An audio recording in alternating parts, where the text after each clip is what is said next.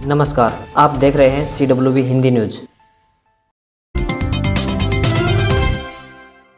एक बड़ी खुशखबरी, हरियाणा के सरकारी कर्मचारियों को केंद्र की तर्ज पर मिलेगी नई पेंशन स्कीम का लाभ। हरियाणा के सरकारी कर्मियों को केंद्र की तर्ज पर नई पेंशन स्कीम का लाभ मिलेगा। हरियाणा की सरकार ने अब अपनी अंश भागिता 4% से बढ़ाते हुए 14% मासिक कर दी है। 1 जनवरी 2022 से कर्मचारियों को इसका लाभ दिया जाएगा। राज्य सरकार ने अपनी अंश भागिता को 10% से बढ़ाकर 14% कर दिया है। हरियाणा कोरोना अपडेट, 24 घंटे में 4,445 नए मामले तो वहीं 13 मरीजों की मौत। हरियाणा में अब कोरोना के केस हर रोज कम होने लगे हैं, जिसमें आमजन सहित स्वास्थ्य विभाग को कुछ राहत मिली है। पर कोरोना से होने वाली मौतों का आंकड़ा कभी घट रहा है तो कभी बढ़ रहा है। शनिवार को प्रदेश में कोरोना के नए 4,445 केस सामने आए तो वहीं 13 मरीजों की मौत हो गई। गुरुग्राम में 3, फरीदाबाद में 1, हिसार में 1, करनाल में 2, पानीपत में 1, अंबाला में 1, यमुनानगर में 2 और कुरुक्षेत्र में भी 2 मरीजों की मौत हुई है। वहीं 6,223 लोग कोरोना को मात देकर रिकवर हुए। वहीं 30,197 एक्टिव केस हैं। वहीं रिकवरी दर 95.70% पहुंच गई है। कोविन ऐप में किया बदलाव, अब OTP आने पर ही लगेगी कोरोना वैक्सीन। कोविड-19 संक्रमण से बचाव के लिए वैक्सीन लगवाना जरूरी हो गया है। वैक्सीन लगवाने के लिए वैक्सीन सेंटर पर मोबाइल लेकर जाना अनिवार्य हो गया है। मोबाइल पर OTP आने पर ही वैक्सीन लगाई जाएगी। विभाग की तरफ से कोविन ऐप में बदलाव किया गया है। नेशनल हेल्थ अथॉरिटी ने टीकाकरण के दौरान OTP को अनिवार्य कर दिया है। OTP डालने के बाद ही कोविन प्लेटफॉर्म से उसे वैक्सीन लेने का सर्टिफिकेट जारी किया जाएगा। परीक्षा पे चर्चा के लिए रजिस्ट्रेशन की डेट बढ़ी, भाग लेने के इच्छुक छात्र करें आवेदन। केंद्र सरकार ने परीक्षा पे चर्चा के 5वें संस्करण में भाग लेने की अंतिम तिथि 3 फरवरी 2022 तक बढ़ा दी है। एक सरकारी प्रवक्ता ने बताया कि भारत के प्रधानमंत्री नरेंद्र मोदी ने आपसी बातचीत पर आधारित एक विशेष कार्यक्रम परीक्षा पे चर्चा की अवधारणा को प्रस्तुत किया है, जिसमें देश एवं विदेश के छात्र, उनके माता पिता व शिक्षक उनके साथ बातचीत करते हैं। यह कार्यक्रम जीवन को उत्सव के रूप में मनाने के लिए परीक्षाओं से होने वाले तनाव पर चर्चा करने और उसे दूर करने से संबंधित है। इस बार भी कार्यक्रम का प्रारूप वर्ष 2021 की तरह ऑनलाइन होना प्रस्तावित है। पंजीकरण 28 दिसंबर से आरंभ हो चुके हैं। वहीं 3 फरवरी अंतिम तारीख है।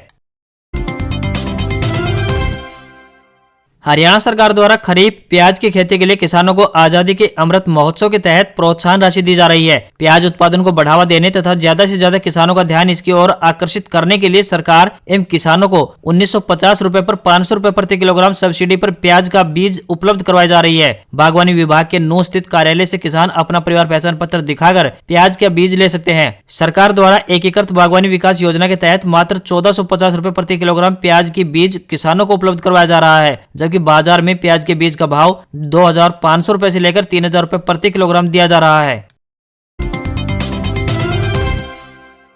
वित्त मंत्री निर्मला सीतारमण 1 फरवरी 2022 को बजट पेश करेंगी। इस बजट से सैलरीड क्लास को बहुत उम्मीदें हैं। टैक्स विशेषज्ञों का मानना है कि कोरोना काल को देखते हुए और अर्थव्यवस्था की जरूरत को देखते हुए 10 लाख तक की वार्षिक आय कर मुक्त होना चाहिए। सैलरी क्लास की सालाना 10 लाख तक की आय पर किसी भी प्रकार से कोई टैक्स नहीं लगना चाहिए। कुछ एक टैक्स एक्सपर्ट को उम्मीद है कि इस बार बजट में पर्सनल इनकम टैक्स की बेसिक लिमिट 5 लाख रुपए हो सकती है। हरियाणा में जाट आरक्षण आंदोलन के दौरान दर्ज केसों की वापसी को लेकर फिर उठी मांग। हरियाणा में जाट आरक्षण आंदोलन के दौरान दर्ज हुए केसों की वापसी को लेकर अखिल भारतीय जाट आरक्षण संघर्ष समिति ने फिर से मोर्चा खोला है। समिति के राष्ट्रीय संयोजक अशोक बलहारा ने शनिवार को कहा कि समिति के राष्ट्रीय अध्यक्ष रहे यशपाल मलिक पर दर्ज केस यानी देशद्रोह का केस खत्म कर दिया गया है, जबकि समुदाय के अन्य लोगों पर मुकदमे अब भी चल रहे हैं। सभी मुकदमे वापस तुरंत प्रभाव से लेने चाहिए। दूसरे राज्यों की तर्ज पर पंजाब और हरियाणा में जाटों को OBC में शामिल करने की भी मांग उठाई गई। हरियाणा में अभी तक धूप लोगों को सर्दी से राहत दे रही है, लेकिन 2 फरवरी को फिर से मौसम परिवर्तित हो सकता है, क्योंकि एक और पश्चिमी विक्षोभ हरियाणा की तरफ सक्रिय होता दिखाई दे रहा है। हालांकि इसका प्रदेश पर आंशिक प्रभाव रहेगा। इससे आसमान पर बादलवाई छाई रहने की संभावना है। इसके साथ ही दिन के समय तापमान में हल्की गिरावट हो सकती है। चौधरी चरण सिंह हरियाणा कृषि विश्वविद्यालय के कृषि मौसम विज्ञान विभाग ने बताया कि राज्य में 1 फरवरी तक मौसम आमतौर पर खुश्क रहने की संभावना है। अल सुबह हल्की धुंध छाए रहने व रात्रि तापमान में गिरावट होने की संभावना है, मगर पश्चिमी विक्षोभ के आंशिक प्रभाव से 2 फरवरी 2022 रात्रि से मौसम में बदलाव संभावित है। इस स्कीम में रोजाना 70 रुपए जमा करके पा सकते हैं 1.5 लाख रुपए। छोटी जमा राशि से भी बड़ा रिटर्न कमाया जा सकता है। आज बाजार में कई योजनाएं चल रही हैं, जिससे सही योजना का चुनना मुश्किल हो रहा है। भारतीय डाक द्वारा शुरू की गई ऐसी एक योजना डाकघर रेकरिंग डिपॉजिट योजना है। इस योजना में ब्याज दर 3 महीने के तौर पर संयोजित की जाती है। इसकी प्रमुख विशेषता आपके बच्चे के नाम पर खाता खोलने की स्वतंत्रता है, ताकि उन्हें एक सुरक्षित वित्तीय भविष्य की गारंटी मिल सके। इस योजना की परिपक्वता अवधि 5 वर्ष है। कोई भी माता पिता जो अपने बच्चे के लिए आरडी खोलना चाहते हैं, वे प्रतिदिन 70 रुपए जमा कर सकते हैं, जिससे 2100 रुपए प्रति माह हो जाते हैं। मैच्योरिटी पर यानी 5 साल के अंत में माता पिता के खाते में 1,26,000 रुपए होंगे। इसके साथ ब्याज दर को ध्यान में रखा जाता है, जो तिमाही चक्रवृद्धि होती है। अप्रैल 2020 से आरडी खाता धारकों को 5.8% की ब्याज दर दी जा रही है। इससे 5 साल के अंत में ब्याज 20,000 रुपए हो जाता है। इस प्रकार धारक के आरडी खाते में राशि 1,46,000 होगी। मासिक जमा के लिए न्यूनतम राशि केवल 100 रुपए है, जिसकी ऊपरी सीमा कोई लिमिट नहीं है।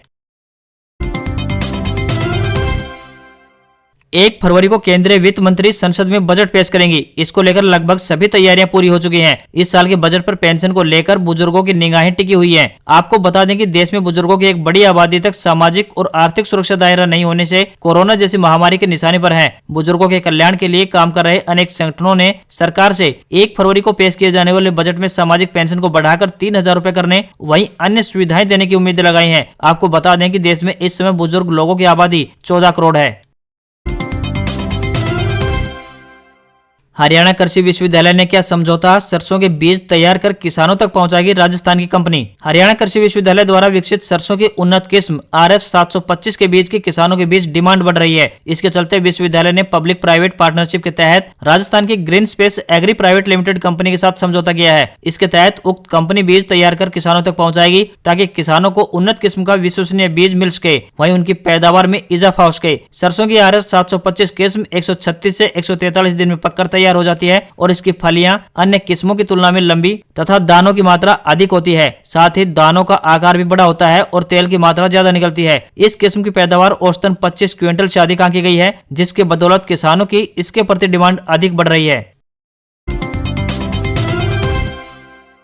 सिपाही भर्ती में शारीरिक माप परीक्षण यानी PMT में गड़बड़ी के मामले को लेकर हाईकोर्ट का दरवाजा खटखटाने वाले 2190 अभ्यर्थियों का कद अब दोबारा मापा जाएगा। इनके दस्तावेजों की जांच भी दोबारा होगी। हरियाणा कर्मचारी चयन आयोग यानी HSSC ने इन सभी अभ्यर्थियों को 3 से 6 फरवरी तक बुलाया है। 5,500 पुरुष सिपाही पदों की भर्ती चल रही है। इस भर्ती में कद को लेकर विवाद सामने आया था। काफी संख्या में ऐसे अभ्यर्थी थे जिनका सब इंस्पेक्टर भर्ती में कद पूरा था, लेकिन सिपाही भर्ती में कद कम बताकर बाहर कर दिया गया। इसी प्रकार महिला सिपाही भर्ती में भी ऐसे ही मामले सामने आए थे। इसकी शिकायत करते हुए अभ्यर्थियों ने पंजाब एंड हरियाणा हाईकोर्ट का दरवाजा खटखटाया। हाईकोर्ट ने आयोग और सरकार को नोटिस जारी किया था। शुक्रवार को आयोग ने दोबारा से शारीरिक परीक्षण जांच करने के लिए नोटिस जारी किया। 3 फरवरी को महिला सिपाही की उम्मीदवारों की 2 शिफ्टों में बुलाया गया है। इसमें तकरीबन 265 उम्मीदवार शामिल हैं। 3 फरवरी को ही पुरुष सिपाही भर्ती के तकरीबन 280 उम्मीदवारों को बुलाया गया है। इसके बाद 4 और 5 फरवरी को 560 तो वहीं 6 फरवरी को तकरीबन 525 उम्मीदवार हिस्सा लेंगे। ये सभी उम्मीदवार 4 शिफ्टों में बुलाए गए हैं। सुबह 8 बजे, 10 बजे, दोपहर 12 बजे व 2 बजे इन उम्मीदवारों को शारीरिक परीक्षण, माप व दस्तावेजों की जांच की जाएगी।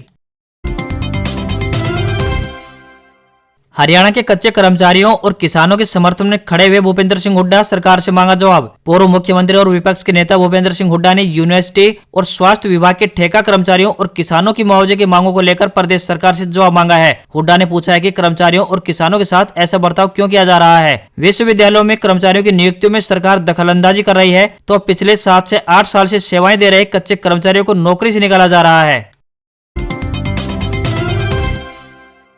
5G इंटरनेट के नाम पर जासूसी, चीन जल्द अंतरिक्ष में भेजेगा 13,000 सैटेलाइट। इससे भारत, अमेरिका समेत कई देशों को हो सकता है खतरा। चीन एक ऐसे मिशन को अंजाम देने की तैयारी कर रहा है जिससे भारत समेत पूरी दुनिया पर जासूसी का खतरा मंडरा सकता है। अपने इस मेगा कॉन्स्टेलेशन मिशन में वह अंतरिक्ष में लगभग 13,000 सैटेलाइट लॉन्च करेगा, जो पूरी पृथ्वी के लोअर ऑर्बिट यानी निचली कक्षा का चक्कर लगाएंगे। एक मेगा कॉन्स्टेलेशन हजारों सैटेलाइट का एक नेटवर्क होता है जो इंटरनेट सेवाएं देने के लिए पृथ्वी की लंबाई और चौड़ाई को कवर करता है। फिलहाल अमेरिकी एरोस्पेस कंपनी स्पेसएक्स की Starlink internet service in mega constellation में सबसे विकसित है, जिसमें लगभग 2000 सैटेलाइट काम कर रहे हैं। डेली मेल की एक रिपोर्ट के अनुसार जिस कंपनी को चीन ने काम सौंपा है, उसका कहना है कि इस स्पेस मिशन से चीन का उद्देश्य पृथ्वी के लोअर ऑर्बिट पर अपना दबदबा बनाना है। एसएससी जीडी कांस्टेबल रिजल्ट 2021 31 जनवरी को आ सकता है। एसएससी जीडी कांस्टेबल रिजल्ट 2021 कर्मचारी चयन आयोग यानी एसएससी द्वारा एसएससी जीडी कांस्टेबल रिजल्ट 2021 का इंतजार करने वाले कैंडिडेट्स ऑफिशियल वेबसाइट ssc.nic.in पर नजर रखें। रिपोर्टों के अनुसार आयोग की ओर से 31 जनवरी तक SSC GD constable score card जारी हो सकता है। सिलेक्टेड उम्मीदवारों के रोल नंबर के साथ पीडीएफ फाइल जारी की जाएगी। इस साल एसएससी जीडी कांस्टेबल भर्ती परीक्षा के लिए 35 लाख उम्मीदवारों ने आवेदन किया है।